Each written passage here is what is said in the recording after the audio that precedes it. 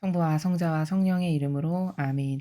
예수님과 어머니 하나 되신 성심을 통해 아버지 뜻 안에서 기도드립니다. 사랑하는 하나님 아버지, 오늘은 성경 말씀을 통해서 예수님의 모범으로 그리고 가르침과 정신 안에 숨겨져 있는 아버지가 다스리시는 아름다운 다양한 그 질서의 원리들에 대해 학습해 보도록 하겠습니다. 저희들에게 알아들을 수 있는 길을 열어주셔서 그런 아름다운 정신세계의 질서들이 저희들의 새로운 사고방식이 될 수 있도록 축복해 주시옵소서. 또 내일 있을 선거에서 친히 아버지 지난 선거에서 보여주셨던 그 기적이 이 나라에게 다시 한번 일어날 수 있도록 부디 아버지께 속한 선의 세력이 이 나라 전 국토에서 당선될 수 있도록 저희들의 유일한 희망은 아버지밖에 없고 저희는 아버지가 전부고 저희들의 유일한 희망이시니 가련하고 불쌍한 저희들을 도와주시옵소서. 마귀가 어서 빨리 대패하여 아버지께서 친히 다스리시는 세상이 더 빨리 다가오기를 저희가 이토록 열망하오니 아버지 자비를 베풀어 주시옵소서. 이 모든 기도 우리 주 예수 그리스도의 이름으로 기도드리나이다. 아멘. 성부와 성자와 성령의 이름으로 아멘. 안녕하십니까? 하나님의 뜻 성계의 피아스녀입니다. 오늘은 성경 말씀 안에 담겨져 있는 하나님 아버지의 아름답고 다양한 다스림의 나라 그 원리들에 대해 학습해 보도록 하겠습니다. 2022년 4월 13일 성주간 수요일입니다. 제1독서 이사야서 50장 4절에서 9절까지 말씀입니다. 주 하나님께서는 나에게 제자의 혀를 주시어 지친 이를 말로 격려할 줄 알게 하신다. 그분께서는 아침마다 일깨워 주신다. 내 길을 일깨워 주시어 내가 제자들처럼 듣게 하신다.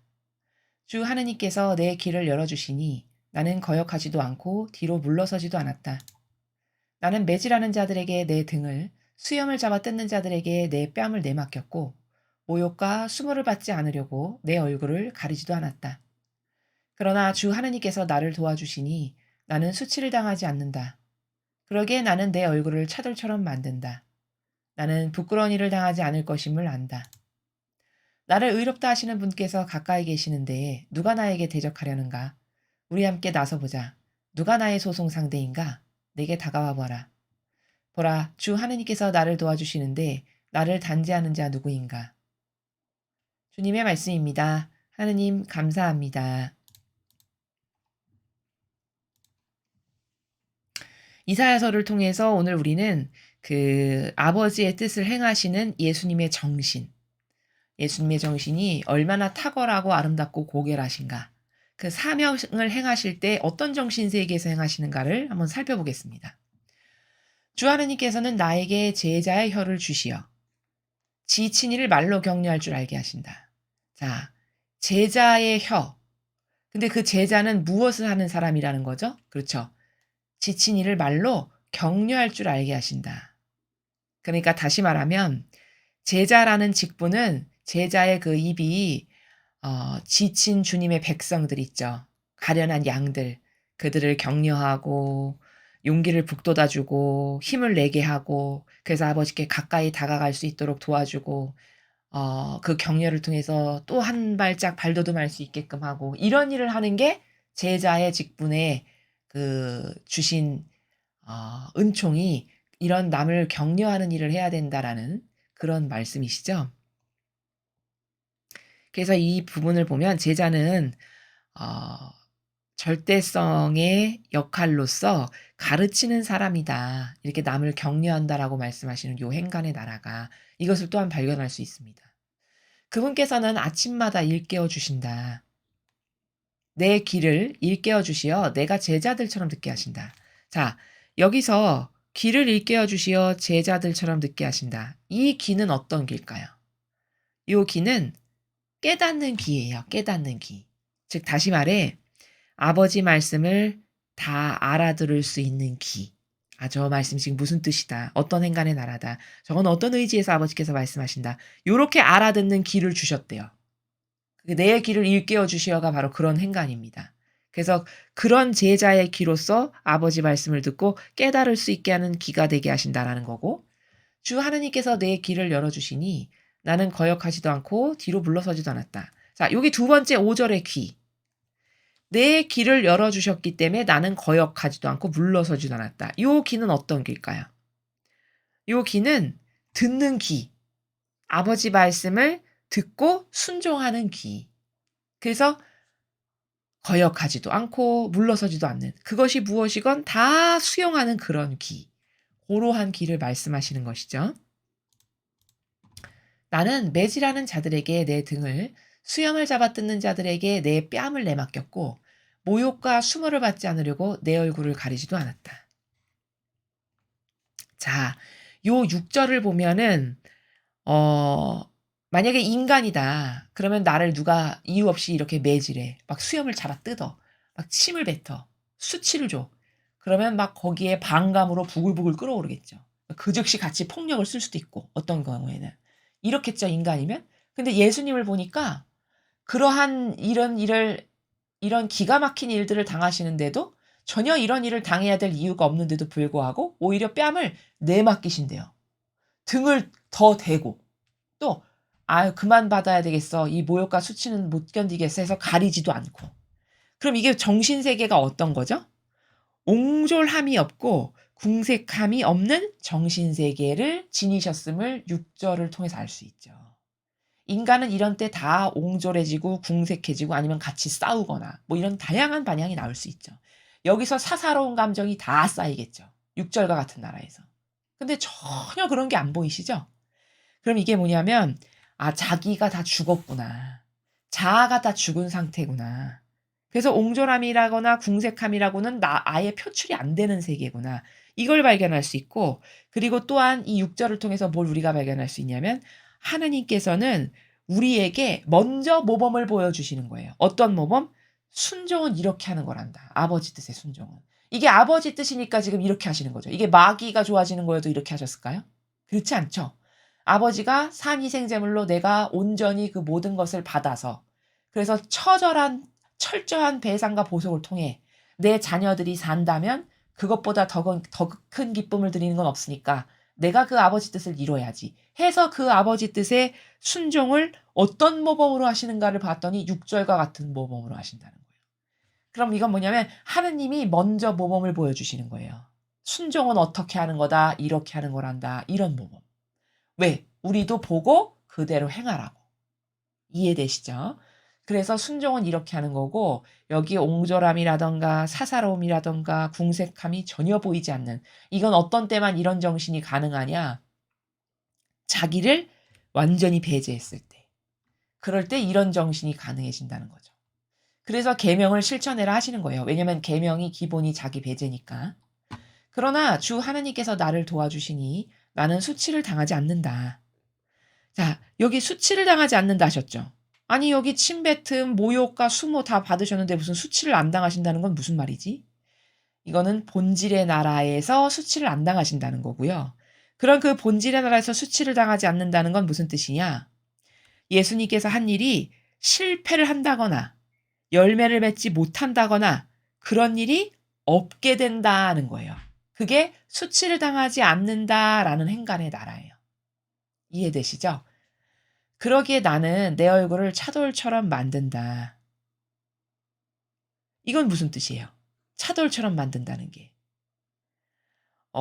놀라거나 당혹스러운 것이 없다는 뜻이에요. 왜? 부끄러운 것을 한 적이 없으니까.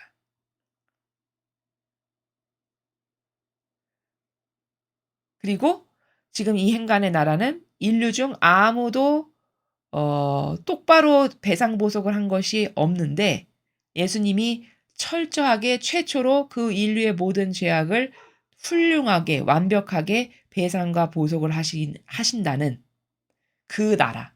그래서 그 배상과 보복을 하실 때의 그 완벽함을 나는 차돌처럼 만든다. 그 배상과 보복을 하는데 인간처럼 호들갑을 떤다든가 놀란다거나 당혹스러워한다거나 이런 게 전혀 없는 아주 차분하고 온화하면서 거기에 어떤 감정의 기복이 있지도 않고 요런 나라를 내 얼굴을 그런 나라에서 지금 배상과 보복을 하고 계시다는 그 정신 세계를 내 얼굴을 차돌처럼 만든다. 이렇게 말씀하시는 나라다라는 거죠. 나는 부끄러운 일을 당하지 않을 것임을 안다. 옷벗김 당하시고 침뱉음 당하시고 이미 다 당하셨는데 부끄러운 일을 안 당하신다는 건 또 무슨 말일까? 이것도 역시 본질의 나라로서 부끄러운 일을 당하지 않는다는 거는 아버지 뜻을 다 완벽하게 이루셨기 때문에 당당하다는 거예요. 아버지 앞에 갈 때. 부끄러움이라고는 요만큼도 없다는 거예요. 예를 들어 내가 아우 저거 통만은 좀 안 했으면 좋겠어. 그래서 좀 이렇게 온전히 100대 맞을 걸 이렇게 회피했다거나 이러면은 양심에 거리낌이 생겨서 부끄럽겠죠. 근데 전혀 그런 것이라고는 모든 방면에서 하나도 없는. 오히려 6절에 보니까 매질하려고 그래. 그러면 이렇게 피하면은 이건 부끄러운 일을 당할 건데 오히려 이렇게 더 등을 내맡긴다는 거잖아요. 지금 6절이. 그럼 부끄러울 것이라고는 아예 존재치가 않죠. 예수님이 하신 모든 일은. 그냥 퍼펙트하고 완벽하고 오히려 더 하셨기만 해요. 더. 더 많은 배상과 보석을 하셨기만 해요. 철저하게. 그러니까 부끄러운 일을 당할 게 없죠. 요런 행간의 나라입니다. 나를 의롭다 하시는 분께서 가까이 계시는데 누가 나에게 대적하려는가? 자, 의롭다 하시는 분 누구죠? 하느님 아버지. 그분이 가까이 계신데요. 근데 과연 감히 누가 나에게 대적하겠느냐? 그러니까 형상하고는 완전 반대죠. 지금 형상은 매맞고 처참하고 몰골을 알아볼 수 없을 지경이고 막 살이 뼈가 드러날 정도로 확 패이고 지금 이런 몰골이신데 누가 그러면 다 이미 대적해서 예수님을 짓밟은 거죠. 근데 누가 감히 나에게 대적하겠느냐? 이런 나라잖아요, 지금. 그럼 이것도 뭐예요? 이것도 본질의 나라에서 말씀하시는 건데 하느님께서 가까이 계시는데 감히 누가 나에게 대적하겠느냐? 이런 나라죠. 그러니까 하느님 아버지께서 함께 살아가시기 때문에 예수님과 함께 안에서 늘 용해돼요. 아무것도 두렵거나 뭐 그것을 피해야 되겠다거나 비겁해지거나 이런 인간이 존재치 않는. 그리고 오히려 당당하기만 하고 부끄러운 일을 난 안 당할 거고 그리고 감히 이 마귀들아 누가 나에게 대적해. 형상적으로는 대적해서 나를 짓밟은 것처럼 보이겠지만 본질적으로는 내가 반드시 이걸 승리할 건데 누가 감히 나에게 대적 상대라는 말이야. 이런 나라죠.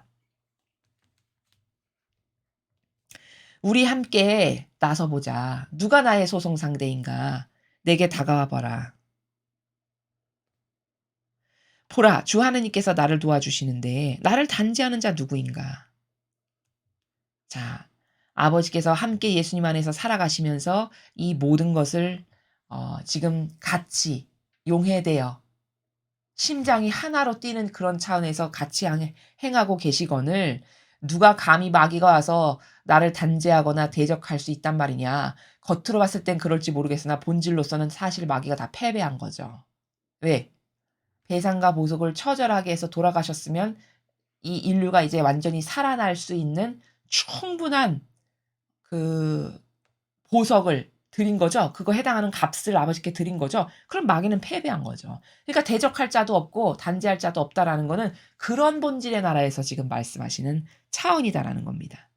여기 나를 단죄하는 자, 감히 누가 나를 판단할 것인가? 이런 차원의 나라에서 지금 예수님께서 말씀하시는 그런 이사야 예언서의 내용이었습니다. 그래서 오늘 이 부분은 50장인데 예수님의 정신이 얼마나 멋있으신가.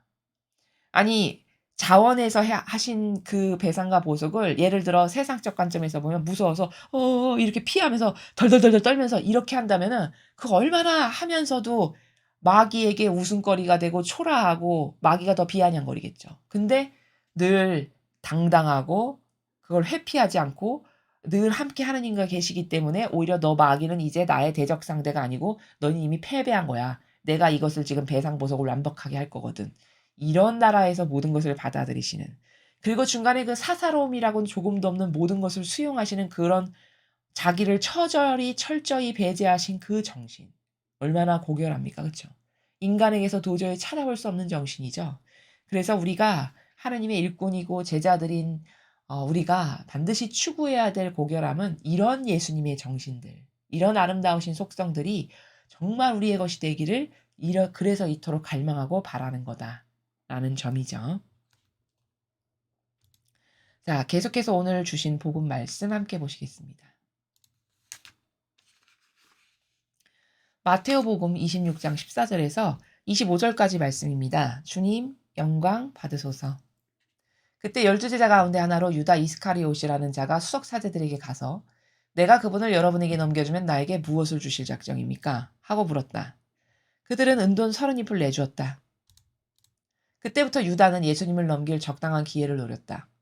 무교절 첫날에 제자들이 예수님께 다가와 스승님께서 잡수실 파스카 음식을 어디에 차리면 좋겠습니까? 하고 물었다. 그러자 예수님께서 이르셨다. 도성 안으로 아무개를 찾아가 선생님께서 나의 때가 가까웠으니 내가 너의 집에서 제자들과 함께 파스카 축제를 지내겠다 하십니다. 하여라. 제자들은 예수님께서 분부하신 대로 파스카 음식을 차렸다. 저녁 때가 되자 예수님께서 12제자와 함께 식탁에 앉으셨다. 그들이 음식을 먹고 있을 때 예수님께서 말씀하셨다. 내가 진실로 너희에게 말한다. 너희 가운데 한 사람이 나를 팔아넘길 것이다. 그러자 그들은 몹시 근심하며 저마다 주님, 전 아니겠지요? 하고 묻기 시작하였다. 예수님께서 그들에게 대답하셨다. 나와 함께 대접에 손을 넣어 빵을 적시는 자, 그 자가 나를 팔아넘길 것이다. 사람의 아들은 자기에 관하여 성경에 기록된 대로 떠나간다. 그러나 불행하여라. 사람의 아들을 팔아넘기는 그 사람. 그 사람은 차라리 태어나지 않았더라면 자신에게 더 좋았을 것이다. 예수님을 팔아넘길 유다가 스승님, 전 아니겠지요? 하고 묻자 예수님께서 그에게 네가 그렇게 말하였다 하고 대답하셨다. 주님의 말씀입니다. 그리스도님 찬미합니다.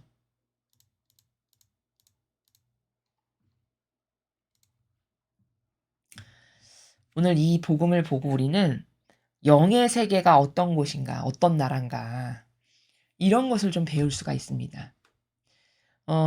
지금 이제 그 이스카리옷 유다가 예수님을 이제 팔아넘기려고 그 밖으로 나가는 그 장면의 내용을 여러분이 지금 함께 보셨습니다.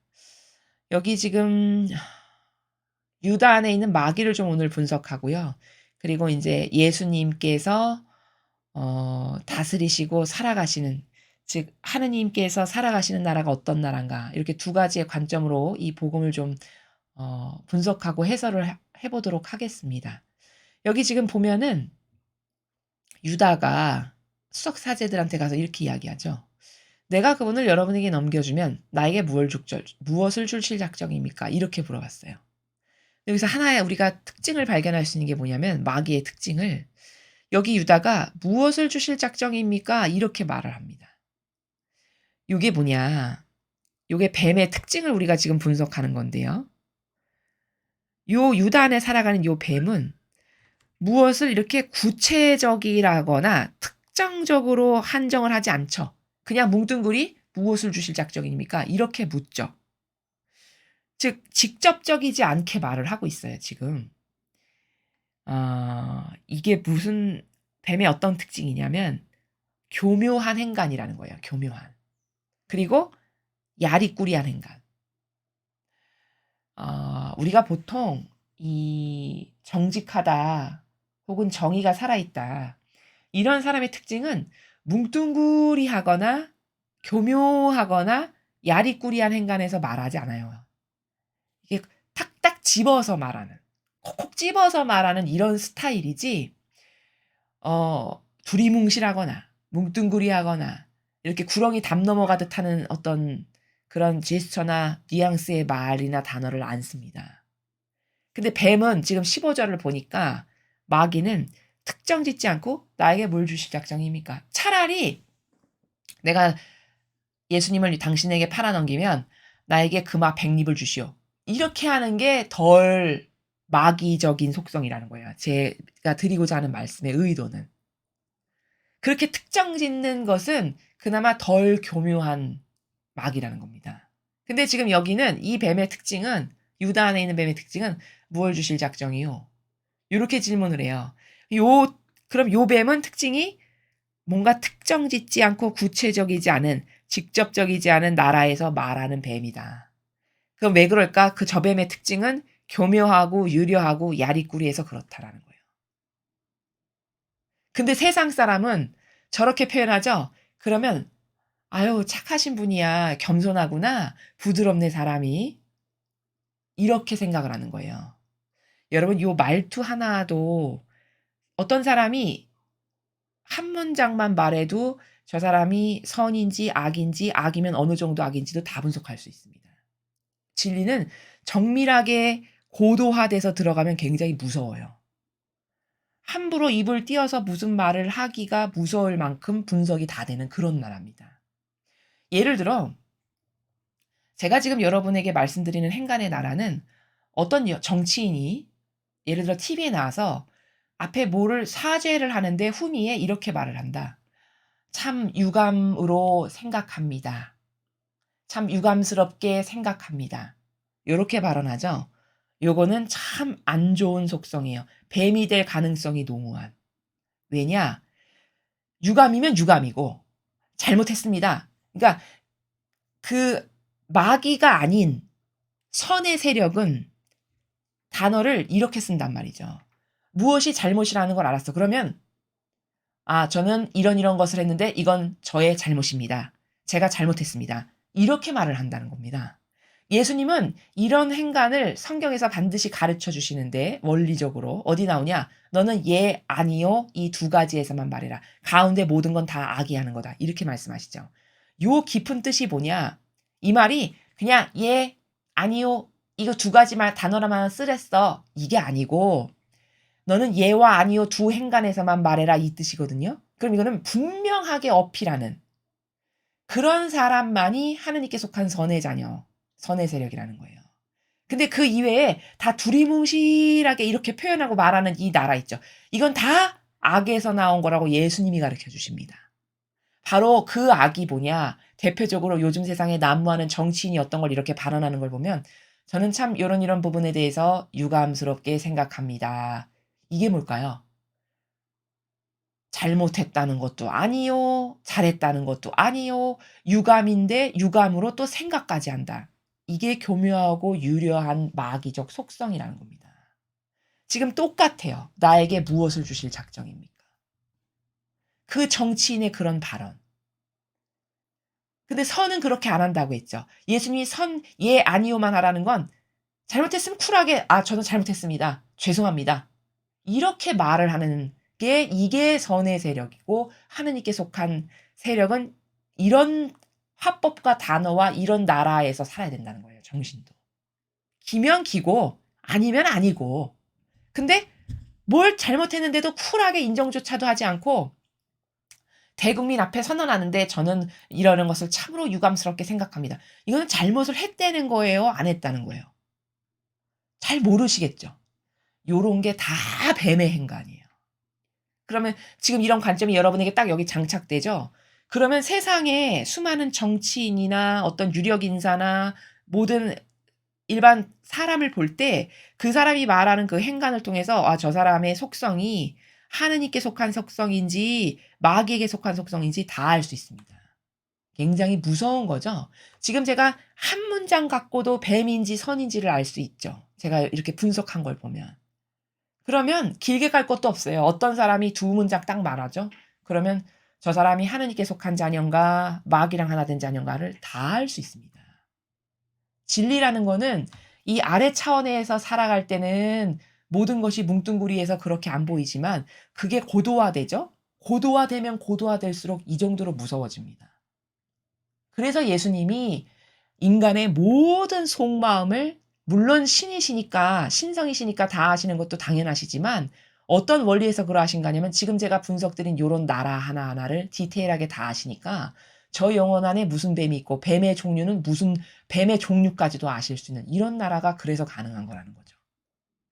그래서 지금 오늘 유다가 가지고 있는 뱀을 지금 분석하는 건데 15 절에 "나에게 무엇을 주실 작정입니까?" 요 행간이 이 세상에서 어떤 행간과 비슷한지를 비교 분석해서 여러분에게 입증시켜 드리고 이해가 잘 되시게끔 이렇게 지금 제가 설명을 드린 겁니다. 자 그래서 그때부터 인제 예수님을 넘길 적당한 기회를 노리기 시작해요. 그리고는 무교절 첫날에 제자들이 예수님께 와서 "스승님께서 잡수실 파스카 음식을 어디 차리면 좋겠습니까?" 하고 물었습니다. 그랬더니 예수님께서 도성 안으로 아무개를 찾아가 "선생님께서 나의 때가 가까웠으니 내가 너의 집에서 제자들과 함께 파스카 축제를 지내겠다 하십니다. 하여라." 이렇게 어떻게 말하는 것까지 다 가르쳐 주셨어요. 자, 여러분 여기 18절 잘 보십시오. 그리고 이제 도성에 갔겠죠, 제자들이.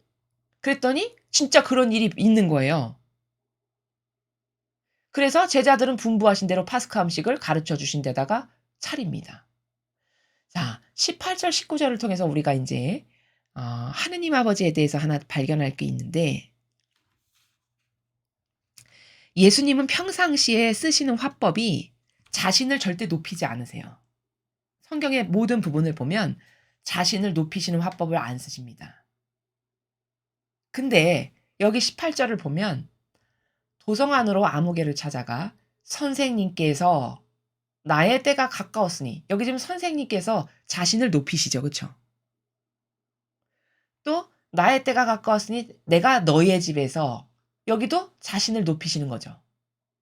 요렇게 자신을 높이시는 화법을 지금 쓰십니다. 18절에. 자, 그건 왜 그런가? 지금 18절과 19절을 통해서 예수님이 어떤 분이신가를 우리가 발견할 수 있어요. 여기 예수님이 어떤 분이신가가 드러나는 대목이에요. 18절과 19절이. 어떻게 드러나는 거냐?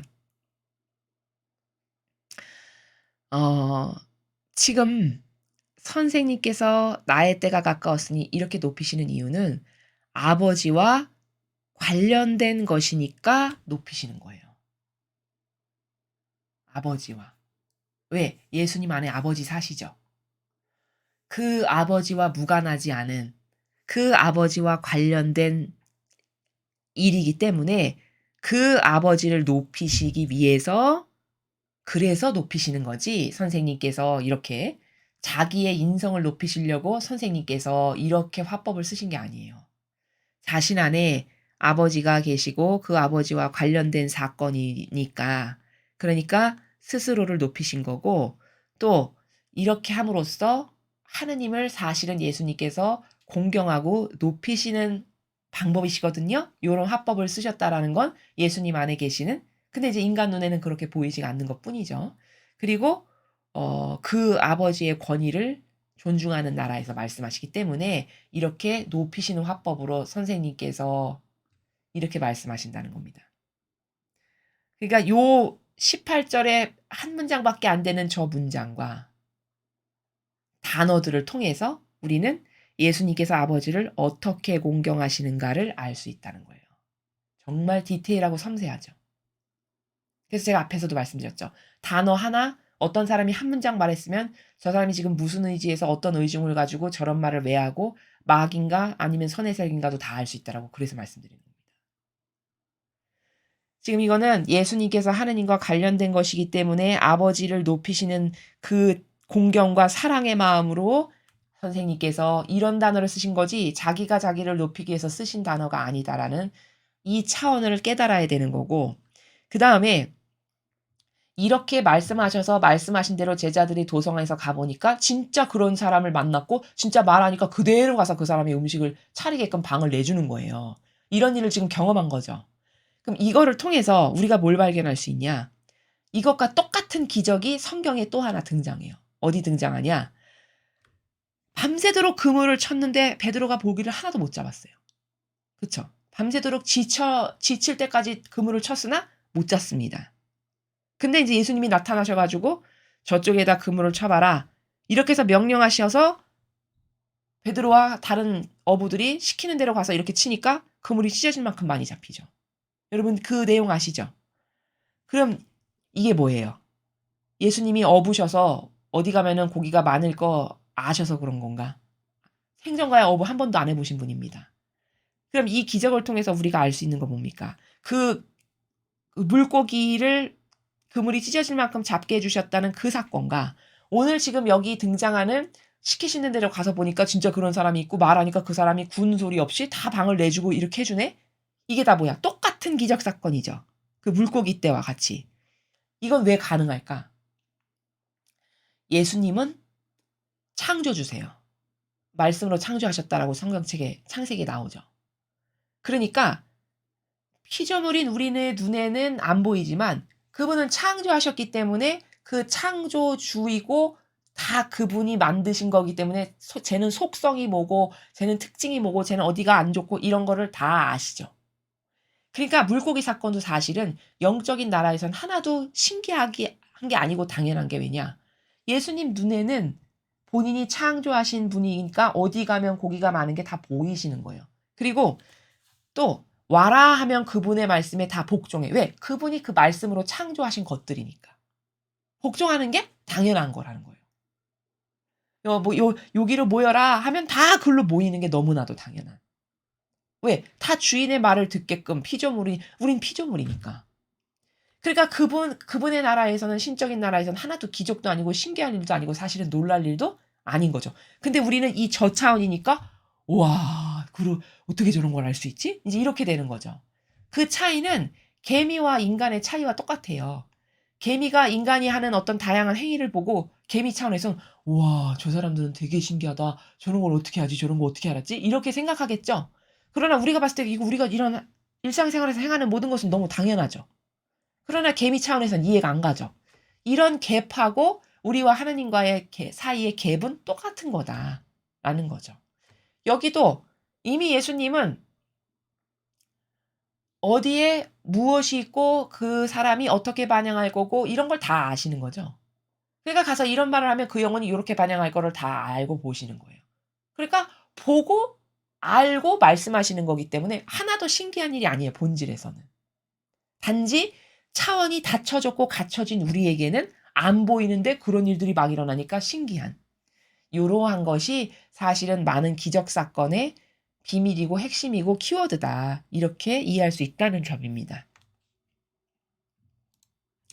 저녁 때가 되자 예수님께서 12 제자와 함께 식탁에 앉으셨다. 그들이 음식을 먹고 있을 때 예수님께서 말씀하셨다. 내가 진실로 너에게 말한다. 너희 가운데 한 사람이 나를 팔아넘길 거다. 그러니까 제자들이 막 근심하며 주님 전 아니겠지요. 막 걱정하면서 설마 자기일까 봐 막 묻습니다. 그러니까 예수님께서 나와 함께 대접에 손을 넣어 빵을 적시는 자 그 자가 나를 팔아넘길 것이다. 이렇게 아예 말씀하셨어요. 사람의 아들은 자기에 관하여 성경에 기록된 대로 떠나간다. 그러나 불행하여라. 사람의 아들을 팔아넘기는 그 사람. 차라리 태어나지 않았더라면 자신에게 더 좋았을 것이다. 여기까지 말씀하시니까 예수님을 팔아넘길 유다가 스승님, 전 아니겠지요. 이렇게 말을 해요. 그러니까 예수님께서 그런 말을 하는 유다에게 네가 그렇게 말하였다. 이렇게 답변하십니다. 자, 여기 잘 보십시오. 유다 안에 있는 마귀의 특징을 지금 우리가 학습하는데요. 스승님, 전 아니겠지요. 요렇게 이야기했어요. 자, 요 문장을 통해서 우리가 분석할 수 있는 게 뭐냐. 첫 번째, 이 마귀는 참 뻔뻔해요. 그쵸? 뻔뻔하죠. 앞에 예수님이 공개적으로 다 말씀하셨는데도 불구하고 너무나도 천연덕스럽고 뻔뻔하게 전 아니겠지요. 이렇게 말을 합니다. 요게 요 마귀의 특징이에요. 그 다음 두 번째 이 유다 안에 있는 마귀의 특징. 어떤 스타일이냐. 여기 보면은 말투도 조용하고 행간도 조용하고 부드러워요. 스승님 저는 아니겠지요. 요 행간의 나라가 투박한가요? 거친가요? 그렇지 않죠. 부드럽고 조용하고 그리고 이렇게 뭔가 아주 매끄럽게 흘러가는 것 같은 요런 나라예요. 말하는 나라가. 유다의 지금 표현한 스타일. 이런 게 마귀의 특징인데 예를 들어 대비적으로 여러분이 이해를 확 잘하시려면 우리가 잘 아는 다윗 왕 아시죠? 다윗 왕. 그 다윗을 한번 생각해 보죠. 다윗은 상대적으로 보면은 다윗이 하느님이 정말 예뻐했던 정말 사랑했던 아들인데 다윗은 이렇게 성경 전체를 다윗이 행했던 것을 보면 굉장히 선이 굵죠. 굉장히 남자답고 행간이 강하고 선이 굵직굵직해요. 뭐 이렇게 미묘하고 부드럽고 조용하게 "스승님 전 아니겠죠." 이런 행간의 나라가 없어요. 다 선이 굵직굵직하고 강하고 뭔가 요즘 단어 쓰면 터프하고 이런 스타일이죠. 바로 이런 게 하느님께 속한 자녀고요. 지금 여러분이 보시는 것과 같이 유려하고 부드럽고 조용하고 이런 것은 사실 다 마귀적 특징이에요. 특히 이 마지막 시대에 교묘하고 유려한 마귀가 다 요런 행간입니다. 지금 유다 안에 살아가는 마귀처럼 비슷해요. 이해되시죠? 그다음 요 유다 마귀의 세 번째 특징. 거짓말이 너무나도 자연스러워요. 저는 아니겠죠. 이거 거짓말이죠. 왜? 자기가 인제 곧 할 거잖아요. 자기가 가서 작당 모의까지 다 했고 돈 얼마 받기까지 다 하고 타협 다 했습니다. 끝나고 와서 지금 처녀덕스럽게 앉아 있는 거죠. 모의 다 끝났어요. 그러면 다 작당 모의 끝났고 다 쇼부 받고 그리고 얼마 받을 것까지 했는데 와서 마치 하나도 그런 거 안 한 사람인 것처럼 천연덕스럽게 앉아 있죠. 그리고 질문까지 해요. 저는 아니겠지요. 그럼 이거 얼마나 거짓말이 자연스러운가요? 그렇죠. 또 속이고 있죠, 지금. 이거 속이는 거잖아요. 저는 아니겠지요. 착한 척하면서. 자, 이렇게 지금 제가 한 5가지 말씀드렸거든요. 그리고 또 마지막 특징. 뭔가 이렇게 주저주저하는 행간이 없어요. 왜 범죄자도 보면은 TV에서 보면 이렇게 서툴면은 이게 완벽하지가 않고 매끄럽지가 않아서 막 이렇게 실수가 있고 막 주저주저하고 이런 게 있죠. 근데 여기 보면은 뭐 주섬주섬 여기 이것도 했다가 저것도 했다가 이런 어떤 주저주저하는 행간의 나라가 없습니다. 그냥 매끄럽고 깔끔하고 이래요. 요런 특징이 지금 유다 안에 살아가는 마귀의 특징이라는 거예요. 근데 사람은 다윗 같은 스타일이 있고 유다 같은 스타일이 있으면 두 스타일을 놓고 비교 분석을 하죠. 그러면 정신이 건강치 않고 감성이 병들죠. 그러면 유다 같은 사람을 착하다라고 하고 친절하다라고 하고 이 사람에게 기호를 더 친숙하게 느껴요. 특히 요즘엔 더 그래요. 요즘에 특히 이 공산주의적 사고방식의 특징이 다 이렇거든요. 그리고 거짓 교회에 자원한 봉사자들의 사고방식도 다 이래요. 그래서 사람들이 착해, 좋아, 서민적이야. 그래서 속는 거예요. 근데 사실은 교묘하면 교묘할수록 부드러워요. 교묘하면 교묘할수록 유려해요. 이해되십니까? 교묘하면 교묘할수록 일처리가 매끄럽고 아주 무르르듯 부드럽고 이렇습니다. 그런데 사람은 그런 사람을 오히려 거꾸로 착하고 훌륭하고 좋고 서민적이라고 말하니 이거 얼마나 심각한 오류입니까? 그러니까 그런 마귀를 뽑고요. 그런 마귀를 훌륭한 정치인이라고 훌륭한 우리의 위대하신 아주 훌륭한 자원한 봉사자님이라고 떠받들고 이렇게 칭송하는 겁니다. 그러나 투박하고 거칠고 강하고 겉으로 막 드러나고 다윗같이 예를 들면 혹은 바오로 사도같이 막 거칠게 막 가서 사람 가두고 이런 게 사실은 하느님의 일꾼이고 하느님이 사랑하는 사람의 속성은 다 이래요. 그럼 12제자들도 보시면 알 수 있죠. 여러분이 특징적으로 상대적으로 지금 비교를 하려면 12제자는 다 막 열성당원 혁명당원 어부 막 이랬어요. 그럼 그 사람들이 이렇게 부드럽고 유려하고 미묘하고 이랬을까요? 아니요. 하는 것마다 거칠고 투박하고 강하고 말투도 막 세고 이런 사람들이 정의감이 있고 하느님께서 사랑하시고 그들이 선의 백성이라는 겁니다. 그럼 여러분 잘 돌아보세요.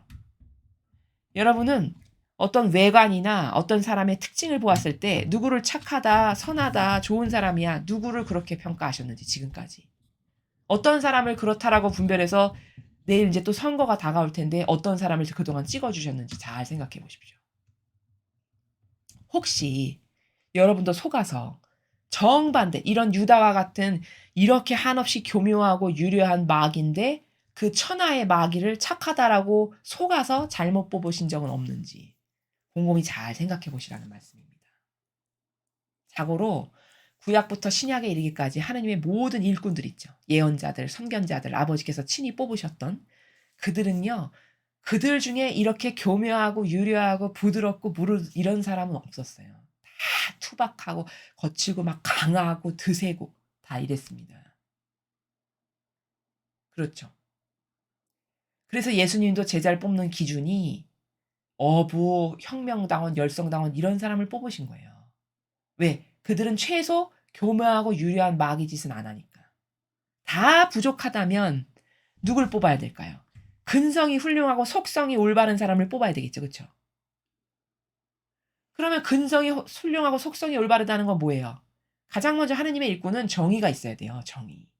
정의가 있는 사람들의 특징이 뭐냐면 다 하나같이 거칠고 강하고 세고 막 도드라지고 이래요. 그러니까 열성당원을 하고 혁명당원을 하죠. 여러분 어조비 보신주의자 자기밖에 모르는 사람이 열성당원 혁명당원 할 수 있나요? 없죠.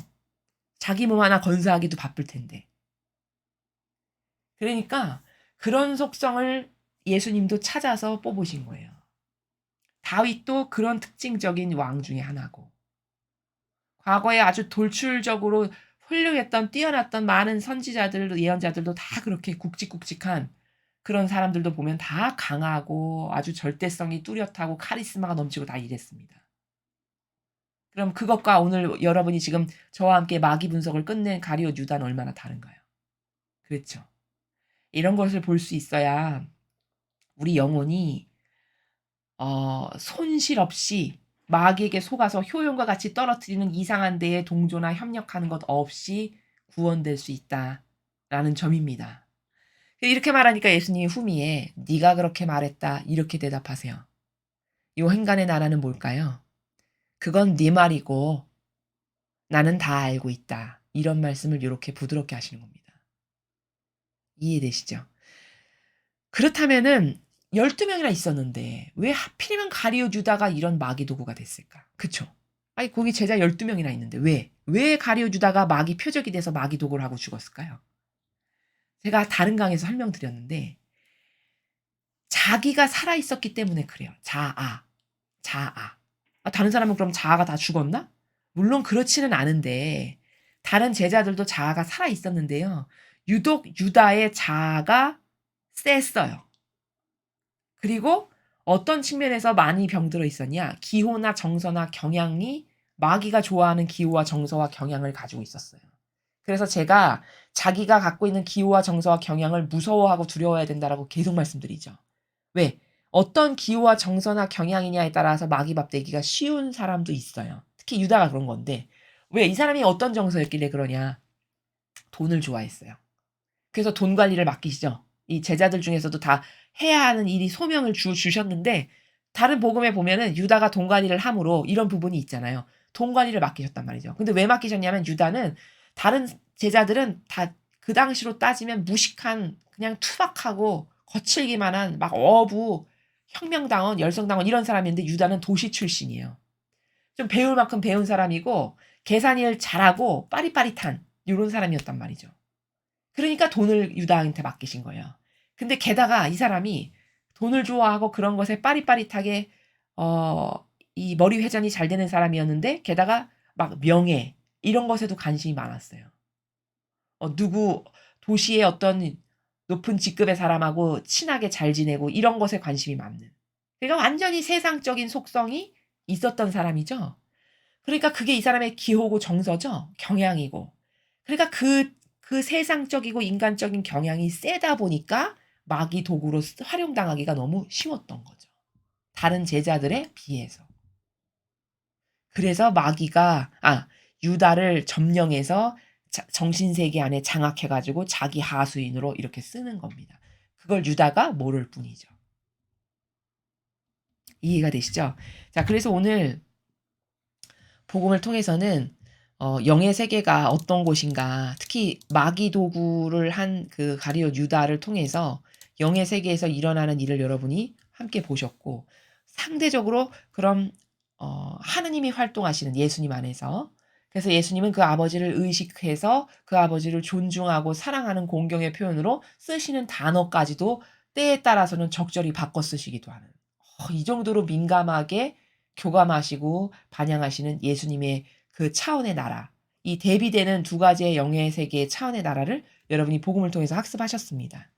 그리고 일독서를 통해서는 아버지 뜻을 어떤 아름답고 위대한 정신으로 예수님께서 행하셨는가, 그 모범을 제자들과 하느님의 일꾼은 반드시 배우고 그 모범대로 살지 않으면 불행해진다. 이렇게 요약 정리를 할 수 있습니다. 이상으로 2022년 4월 13일 성주간 수요일 복음 해설을 마치겠습니다. 감사합니다.